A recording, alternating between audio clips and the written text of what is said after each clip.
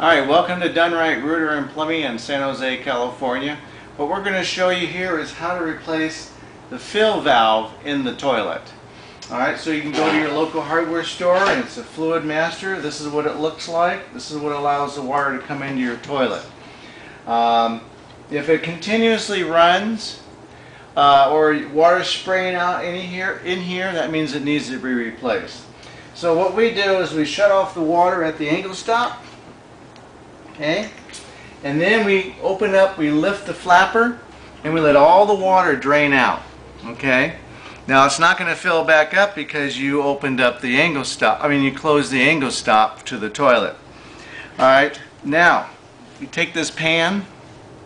Can you see the pan? Mm-hmm. And we put it underneath the toilet so that way any water that's left in the toilet tank will go into the bucket you put down. So what we do is we reach underneath, unscrew the supply line, and then there's a nut underneath with channel locks. There's your channel locks here. We get underneath there and we loosen it up just a little bit. The rest by hand. You unscrew it. And it's plastic now. You have to be careful when you put the new one on. Pull it out. All of a sudden the water will come out. Pull this out. This is what it looks like.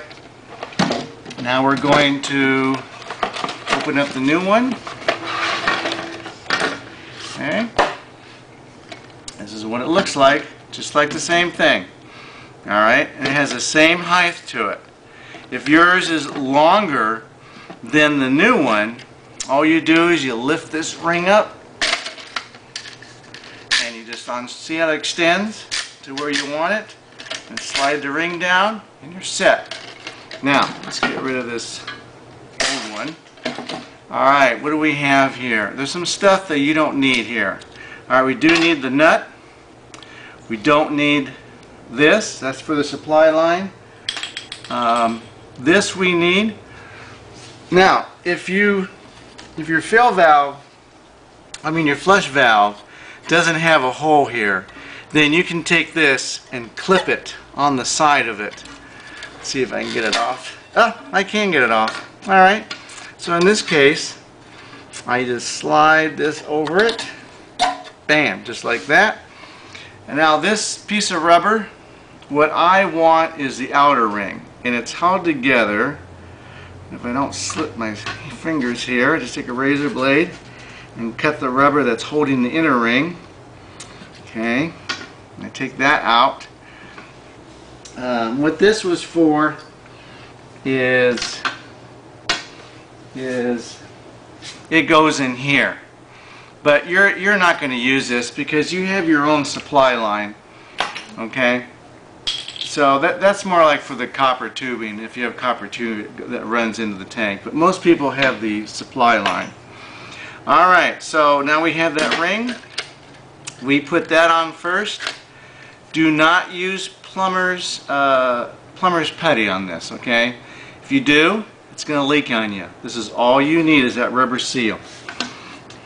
Stick it in the tank. Oh, the rubber hose. Stick the rubber hose on there. Okay. Push it in there. I'm going to kind of set it in there. See where this belongs. Good enough. Okay, and I want to make sure that this thing can operate up and down. It doesn't block anything else. Put the nut on, and I use the one with the wing nuts, the wings on the side. Really, I like to just do it by hand. Tighten it down really good. Because when you use channel locks on it, because it's plastic, you don't really realize it, and you'll strong arm it and crack the nut. Okay. Then I put the supply line on. Screw that on underneath. Make sure that's nice and snug. Then I take this rubber hose, kind of give it a little arch to it. Don't make it tight. Give it some play. Okay. And cut it off. Ooh, maybe it's sharp. Stick it in there. Now when it fills up, this is what fills up your bowl.